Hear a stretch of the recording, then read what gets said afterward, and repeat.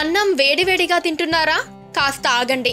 వేడివేడి అన్నం తీసుకోవడం ద్వారా శరీరంలో ఉన్న శక్తి హరించుకుని పోతుందని ఆరోగ్య నిపుణులు అంటున్నారు. అందుకే అన్నం వండిన కాస్తంత వేడి చల్లారగానే తీసుకుంటే సరిపోతుందని వారు సూచిస్తున్నారు.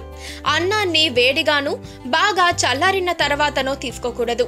మితమైన వేడిలో ఉన్నప్పుడే అన్నం తీసుకోవటం ద్వారా ఆరోగ్యానికి ఎంతో మేలు చేసిన వారవుతారు.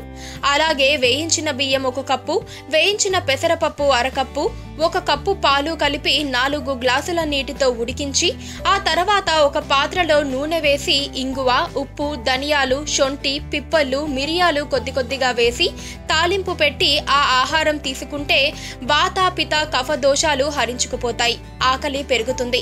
రక్త వృద్ధి కలగడంతో పాటు ప్రాణశక్తి పెరుగుతుందని ఆయుర్వేద నిపుణులు సూచిస్తున్నారు.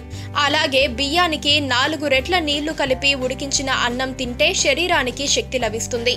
వేసవిలోనే కాకుండా ఆహారం పూర్తయ్యాక మజ్జిగ అన్నం తీసుకుంటే మూల వ్యాధి తగ్గిపోతుంది. రక్త వృద్ధి కలుగుతుంది.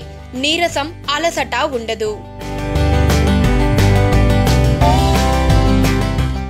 పక్కనే ఒక గంట సింబల్ కనిపిస్తుంది కదా, దాన్ని నొక్కారనుకోండి, మేం చేసే వీడియో అప్డేట్స్, నోటిఫికేషన్స్ అన్నిటితో మీ డివైస్లో వాలిపోతాం.